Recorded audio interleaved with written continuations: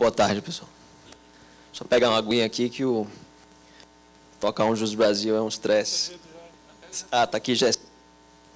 Então o refluxo está bombando aqui. Se eu tossir um pouquinho aqui, vocês me perdoam, porque o estresse também. Eu estava dando risada ali que ontem o pessoal puxou sobre o perfil do advogado, né? Eu quase fui advogado, né? Eu formei em Direito lá na Federal da Bahia, mas não cheguei a prestar OAB, a empresa já começava quando eu estava dentro da faculdade. E ontem o pessoal postou lá que o advogado é no hall das 10 profissões com mais tendência, olha que coisa, né? A psicopatia, o advogado é o segundo, né, da lista. E aí o primeiro é o CEO, né?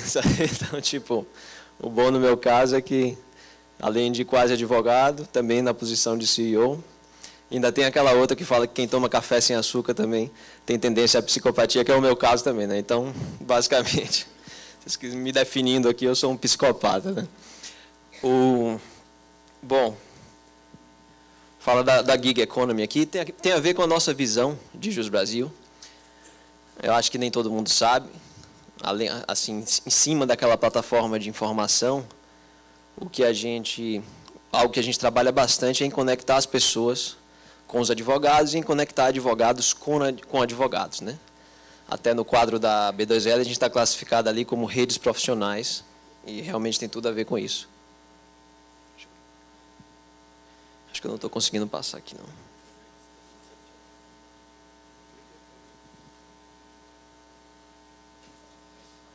Conseguiu? Ah. Tá bom. O que é? Vamos definir aqui o que é Gig Economy. Eu vou tentar ser rápido também, depois a gente entra para a pergunta, todo mundo fica bem à vontade aí. Eu acho que para mim funciona melhor se a gente tiver um diálogo, tá? Eu acho que está falhando legal aqui, viu? Toda hora dá uma cortadinha, eu vou ter que ir para o outro, talvez, se for o caso, né? Tá, mas é um mercado de trabalho caracterizado pela prevalência de contratos de curto prazo.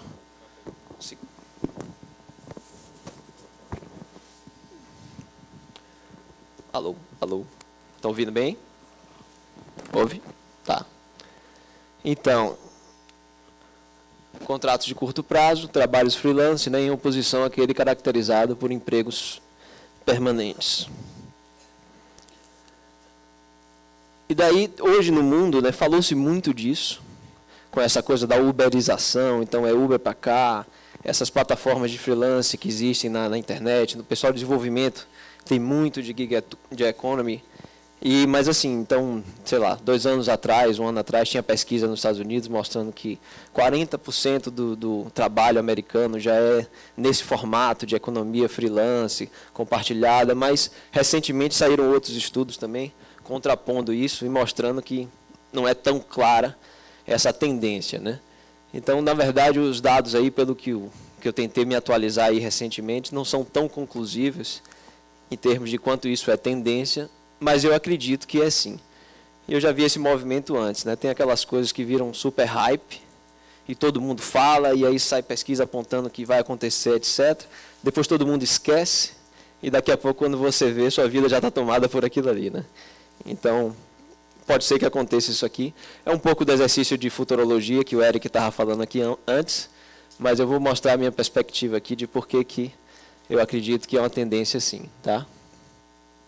Então, o ponto para mim é que internet é o maior vetor aí de redução de assimetria de informação. E eu vou mostrar aqui depois porque que essa redução da assimetria de informação, na minha visão, leva a uma economia mais do tipo freelance, uma economia mais do tipo da gig aí, né? Mas então o que é assimetria de informação? Ocorre assimetria de informação quando numa transação uma parte tem mais ou melhores informações em comparação com a outra, né? Aí, para ficar claro, um exemplo que talvez saia do nosso mundo e trazendo para uma analogia aqui, eu penso, por exemplo, numa ferramenta, esqueci o nome, inclusive, mas nos Estados Unidos, que ela tenta trazer essa redução de informação para a área de medicina. Então, pensa no seguinte, 2 médicos, A e B, um que tem uma assertividade, digamos, de cada 2 cirurgiões ou ãos, não sei. Bom, digamos uma cirurgia de joelho X. Um tem 85% de sucesso naquela cirurgia, o outro, digamos, tem 95%, o que tem 85% cobra 50 mil reais, o outro cobra 20 mil reais. Quem que a gente vai contratar? Obviamente aquele que tem a maior qualidade e o menor preço, né? Isso a gente como cliente de médico sabe que é uma dor danada. A gente não consegue, é difícil, né? Saber, você fica inseguro, onde é que eu vou, não existe esse dado. E você acaba indo para aquele que tem a maior autoridade, né, no mercado e não dá o espaço realmente para quem tem mais qualidade na entrega do serviço, né? Então, assim, isso é só um exemplo de como a assimetria de informação dificulta a nossa vida. E, bom, e a internet a gente conhece como uma propulsora enorme dessa redução. A gente sabe, um TripAdvisor, né? Hoje, nos Estados Unidos, no Brasil também, um Foursquare, um Yelp. Pô, a gente conhece os melhores restaurantes, tem as avaliações. Então, isso funciona muito bem, né? Essa informação que a internet ajuda, né, a reduzir de assimetria. E aí sempre me perguntam também, pô, mas e a qualidade disso? Porque tem fake news, no Facebook cada um fala o que quiser. Claro que eu não estou falando disso, eu estou falando de plataformas, né, que se dedicam realmente a garantir a qualidade daquela informação que está ali, como é um caso de um TripAdvisor, né, que nós todos, no final das contas, confiamos, né, em algum grau naquela avaliação. Você tem que ter a sua ressalva, tem os elementos, você vai ler, mas isso funciona muito bem, é um fato. Então, para mim é um movimento fortíssimo, irreversível. Não acho que isso vai deixar de acontecer na área jurídica, não vejo porquê. Nada indica nesse sentido, né? E aí a gente acompanha, inclusive, por exemplo, nos Estados Unidos, dentro dessa movimentação, já se fala até em SKUs para serviços jurídicos, sabe? Tudo para quê? Para reduzir a assimetria de informação, né? Para deixar essa comunicação mais fluida. O que são SKUs? É a sigla para Stock Keeping Units, né? Unidade de manutenção de estoque. Isso na indústria, quem trabalha com logística, quem trabalha com armazenamento, isso é muito padrão. É basicamente assim, como é que eu designo como é que eu classifico um determinado produto como um produto único, como é que a gente faz essa comunicação fluir, né? Então, está aí, seu uso facilita o gerenciamento, a localização e o fluxo de produtos, já que permite identificar os itens por suas características, como fabricante, tamanho, peso, cor, forma. Em outras palavras, o SKU é o CPF de um produto. Ele facilita a identificação de todas as formas de um item, com seu tamanho, etc., né? E é curioso ver esse exemplo que eu estava trazendo, que já se fala de legal SKUs, né, nos Estados Unidos, SKUs jurídicos. Tá? Então, aqui é só um exemplo do como é que ele funciona.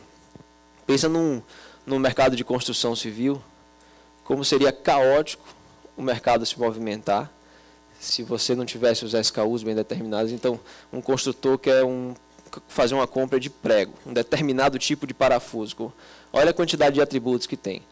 O tipo da cabeça, se é galvanizado, se não é, como é o pescoço, como é essa rosca aí, a ponta e tudo mais. Então, imagina você descrevendo isso, se não tivesse um código padronizando. Você fazendo lá seus pedidos, milhares de materiais, e você, olha, é aquele parafuso do tamanho tal, que tem a cabeça assim, aí a outra pessoa ia dizer, não, mas como é que é essa cabeça? E aí ia mandar errado. Imagina a confusão que não seria.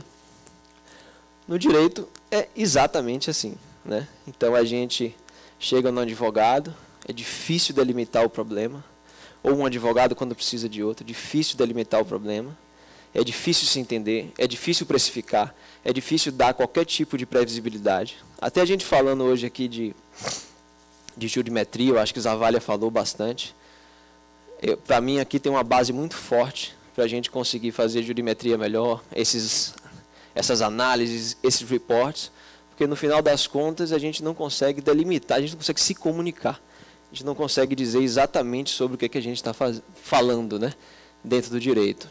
Então, um exemplo seria esse.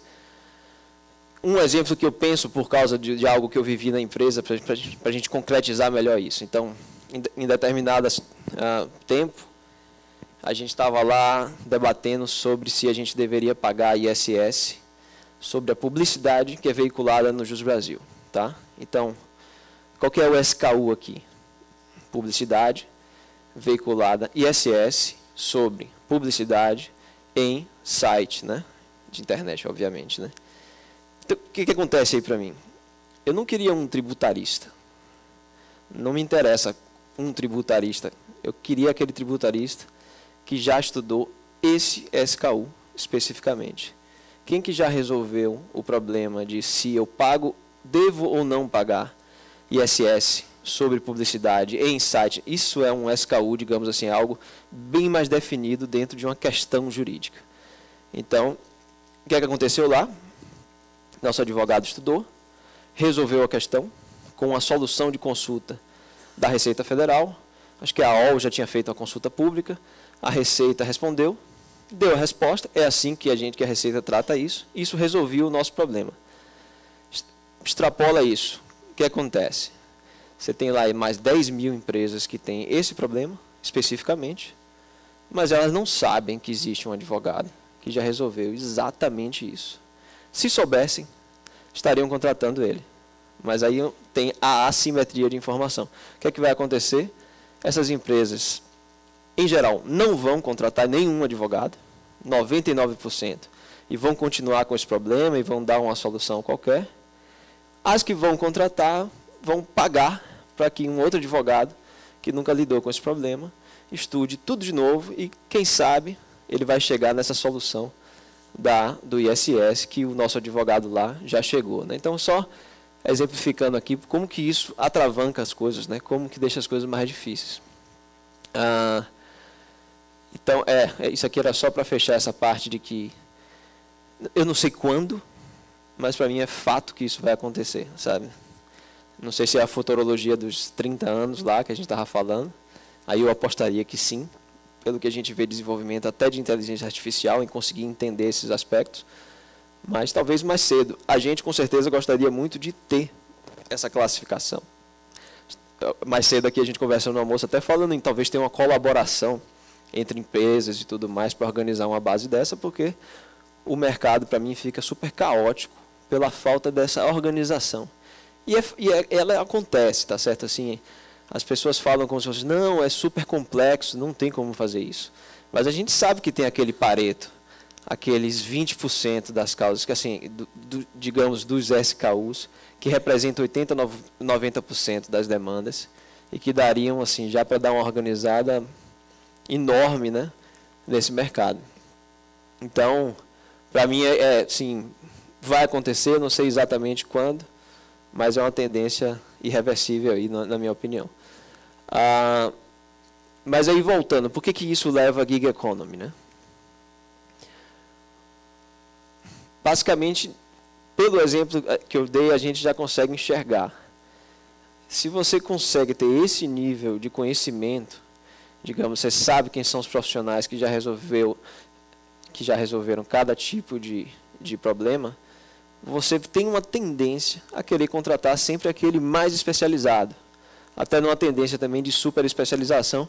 Acho que eu tinha comentado um pouquinho disso, né, aqui na introdução. Então, bom, aí para mim abre-se uma tendência de, eu mesmo como advogado, até penso num sistema parecido um pouco com o do médico, de você ter o geral, aquele que consegue entender o problema do cliente, mas que depois ele vai saber, não, mas para isso aqui exatamente, para esse SKU, fulano de tal já resolveu isso, eu vou acioná-lo.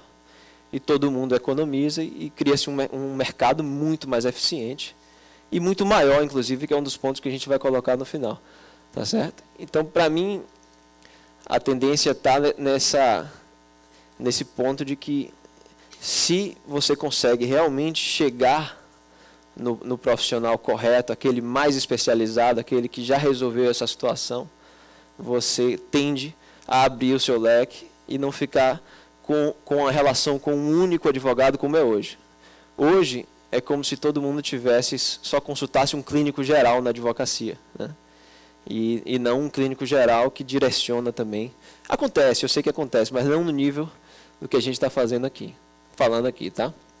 E aí, para mim, seria um ciclo que se reforça. Quanto mais super especialistas, mais demanda existirá por eles, e quanto mais demandados esses profissionais são, mais especializados eles vão ficando, tá certo? Então, e na advocacia tem alguns outros aspectos ainda que eu acho que fazem ela ser especialmente, assim, né, digamos, moldada para isso, até porque já é um pouco, né? A gente sabe que originalmente o advogado é o autônomo, né? Depois é que os escritórios foram criando grandes guarda-chuvas, e até, assim, eu considero que talvez não seja o mais interessante para um escritório, mas para o profissional, para mim seria, porque você não precisa de alguém que concentre e diga assim, não, eu consigo assim, o guarda-chuva que engloba tudo, vem a mim e eu resolvo sua vida. Se você conseguisse chegar diretamente nos profissionais, se não houvesse tanta assimetria de informação, acho que os profissionais, assim, individualmente, estariam melhor posicionados, tá certo? Então, outra coisa assim, tudo migra para a internet, né? A gente sabe, e o direito, especialmente porque lida só com informação, então é fácil migrar para a internet, não tem nada super, assim, que precise estar no offline, até uma audiência pode se fazer, né? A gente tem aí o processo eletrônico e tudo, então é mais uma forte tendência. E tem até o aspecto da legislação trabalhista aí, que é controverso, mas que é um dos obstáculos para a gig economy, para o Uber e tudo mais. Essa celeuma aí de se eles seriam contratados, seletistas aí contratados pela plataforma ou não. Mas no caso da advocacia até isso não existe. E aí de implicações, então o que assusta de cara? Então reduziu a assimetria de informação, reduziu o preço. É uma lei invariável de economia. Se você reduz, vai cair o preço. Isso, né? Isso é ruim para a profissão, não é legal, tal. Primeiro, assim, deixando a parte que nos toca diretamente de lado, é muito melhor para a sociedade. Assim, todo mundo, nossas leis, a gente incentiva isso, concorrência, a gente não monopólio e tudo mais, proibição de cartel, tal, porque você quer ver a informação fluindo e tudo mais. Mas mesmo pensando na parte que nos toca diretamente, você tem uma ampliação do mercado absurda. E aqui tem um ponto muito relevante, que é essa redução da fricção para se chegar, a redução da incerteza. Muita gente, como aquelas 10 mil empresas que eu falei, simplesmente não procuram um profissional, porque ela fica muito insegura, não tem nenhuma precificação que dê segurança. A gente vai ao advogado, ele diz, não, eu vou te bilar por hora. E depois você recebe um preço que você, assim, nunca está dentro da sua expectativa, né? E você fica inseguro, você não vai. E como achar esse profissional? Como saber quem é o melhor? Eu mesmo deixo de ir muito no médico por causa disso. Quando eu penso, mas será que ele vai resolver meu problema? Estou sentindo uma questão, você sabe que você vai rodar, e às vezes fazer exame, etc., para ficar no mesmo lugar, você diz, putz. Assim, é a questão da inércia que a gente tem, e que é do ser humano, essa questão da fricção. Eu sempre dou um exemplo, para vocês terem noção de como isso é muito forte no ser humano. A Amazon soltou um estudo uma vez de que era um dado, eu não me lembro exatamente se eram 100 milissegundos ou 1 segundo. Eu acho que eram 100 milissegundos. E ele mostrava coisas do tipo assim, a cada 100 milissegundos a mais do tempo para o carregamento de uma página no website da Amazon, eles perdiam 1% de venda. Sabe? Uma coisa absurda, 1% de venda de uma Amazon. E você está falando de 100 milissegundos ou que seja 1 segundo. Esse é o grau de intolerância que a gente, como ser humano, tem com fricção, com trabalho. Olha só, você deu um clique, e porque 1% das pessoas, porque demorou 100 milissegundos a mais, elas não compram, desistem de comprar, cai ali no funil de conversão. Então, agora coloca isso para o trabalho, que todo mundo subestima, de encontrar o advogado certo para a sua coisa. Pensa nisso. Onde eu vou? Onde eu vou pesquisar? Como é que eu chego nesse advogado? Falo com quem? Aí falo com um, vai me indicar, mas será que ele está me indicando porque é por amizade? Será que o cara é bom mesmo? Será que ele vai resolver o meu problema? E depois, quanto ele vai cobrar? Tudo é incerto. Se enumera esse tanto de incerteza, o que acontece é, simplesmente não vou. Então tem uma ampliação muito forte no mercado. Se a gente der a segurança para aquelas 10 mil empresas que tem um advogado que sabe resolver aquele problema que ela tem. É só falar com ele, tá certo? Então, nisso daí, eu acho que a gente chega numa sociedade, num mercado muito mais eficiente. E como todo mercado muito mais eficiente, numa geração de riqueza muito maior, e como toda sociedade com forte geração de riqueza, numa qualidade de vida muito maior para todos. Isso é o que acontece, tá? Então, para mim, no final das contas, se a gente reduz essa assimetria de informação, por mais que assuste assim no começo, a gente chegaria numa sociedade muito mais rica, mais justa, com muito mais acesso à justiça, e daí muito melhor. Então, esse era o panorama aí. Fechando aqui para a pergunta. Mas obrigado aí, pessoal.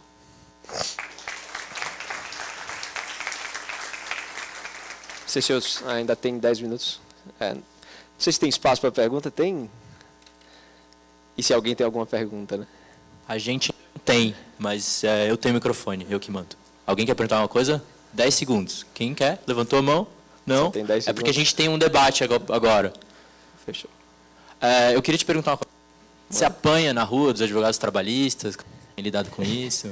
Não, um pouco para a gente, Rafael, dessa questão de um ponto de vista um pouco mais visionário numa classe tão conservadora. É natural que a gente seja assim. Falar que tipo de constrangimento você já teve, o que se enfrenta, o que você recomenda? Tem muita desinformação, né? Tem muito mal entendimento. Então, a gente até tem questões regulatórias, assim, tem muita crítica do sentido de em relação à ética da profissão e tal. Mas o que eu sempre defendo e puxo é um debate assim, fundamentado, informado, que é absolutamente o que não existe, sabe? Então, a gente tem coisas do tipo... Eu estava discutindo mais cedo, como é que funciona, por exemplo, uma crítica ao trabalho que a gente faz para conectar as pessoas com advogados. Claro que os advogados têm que pagar, né? Ninguém trabalha de graça, tá certo? E aí fala, não, um absurdo, o advogado está pagando para poder falar ter essa representação, essa presença online, como a gente tem no Jus Brasil, e receber esses contatos de pessoas e poder estar ali participando dessa rede, tá certo? E o fundamento é esse, porque quem paga tem uma vantagem desleal sobre quem não paga. Mas falta, assim, você aprofundar a discussão e olhar, por exemplo, quer dizer, e quando surgiu o telefone ou quando surgiu o celular, então quem paga e tem um celular tem uma desvantagem desleal sobre quem não paga, ninguém pode ter celular. Quem tem um escritório bacana, quem tem um site de internet, não pode ter. Então, assim, eu não acho realmente essa discussão não tem nem prosperado no sentido de não tem avançado. A gente tem convergido para o entendimento, isso tem acontecido, tem um diálogo, mas vem muito, eu diria assim, por uma argumentação um pouco apaixonada, sabe? Um pouco defensiva, e não se abrindo para o fundamento, para ir no cerne da questão e analisar assim, e o benefício que isso traz, né? A gente não pode pensar que a gente não pode atravancar a evolução de uma sociedade, né? Da nossa sociedade, inclusive, que tanto precisa dessa desburocratização, desse acesso à justiça, né? E tudo mais. Então, acho que a gente tem que se ver, mas, para mim, se o profissional do direito, ele se reinventa e abraça uma tendência dessa de alta entrega de valor, ele resgata, inclusive, um pouco da preponderância que já teve mais, né, na economia. Eu acho que isso falta hoje. Por toda essa desconfiança, acaba-se não se procurando, né? Enquanto tem gente dizendo que gig economy é só um termo da hype e é só marketing e tal, tipo a Wired, por exemplo, explicou a gig economy esses tempos como a economia da gratificação instantânea, né? E aí, para a gente já quase fazer um ponto com o próximo diálogo, eu acho sim que a gente tem uma vantagem muito grande de direita e esquerda, polarizar as coisas, para dar só um exemplo de polos diferentes, e a gente vê uma função muito interessante da classe de proteger a profissão e tudo mais. Mas você acha que nessa onda, falar em evitar a mercantilização da advocacia e tudo mais é uma coisa já meio dogmática, ultrapassada, e que isso está fadado ao fracasso, é inevitável? O que você falaria sobre essa questão de... a gente está falando hoje o dia inteiro da advocacia como negócio. Isso. Eu sou super, assim, transparente, como diz Fred Dier, conterrâneo lá, né? Ele fala que ele tem esse problema que eu acho que eu tenho também de falar as coisas que os outros não querem ouvir, né? Ele fala isso e eu realmente falo. O que eu vejo no aspecto mercantilização? A gente fala isso, a gente tem como um dogma que a advocacia não é mercantil e que é simplesmente uma negação absurda da realidade. Mas absurda, assim. Porque o que é ser mercantil? Visar lucro é o traço principal da mercantilidade, sabe? Ninguém visa lucro. Então, o que é ser mercantil? Como que não é mercantil, sabe? Então, para mim, é como escrever numa lei que o céu é rosa e todo mundo agir como se o céu fosse rosa, sabe? Não é mercantil. Como que a gente vai negar a realidade da coisa? Então para mim, começa aí. Tem uma desconstrução de um dogma, de um paradigma errado. E aí, quando a gente hoje discute tudo partindo da premissa de que não é mercantil, quando é uma discussão também que não flui, é uma discussão impossível. Então, eu sou muito, assim, a favor desse pensamento de primeiros princípios, né? O pessoal, o Elon Musk lá defende pra caramba o First Principles Thinking, né? A gente tem que ir lá no cerne. E numa hora de uma discussão dessas, você tem que revisitar o paradigma. Não é mercantil? Por quê? E ninguém revisita. Então é nesse grau de profundidade que eu acho que a gente tem que atacar as discussões de qualquer coisa da sociedade, e seja do direita e esquerda também. É como eu me coloco, você é direita, você é esquerda. Eu digo, não, o que é que você quer discutir? Eu sou a favor de coisas que a esquerda rotulada defende, sou a favor de coisas que a direita rotulada defende. Como eu aqui mesmo, eu sou super a favor do mercado livre e da livre concorrência e tudo mais, também com controles. Mas é uma a uma, não tem essa... Pô, como é que se encaixa todo mundo numa caixinha assim, né? Então, mas de ir no cerne das discussões.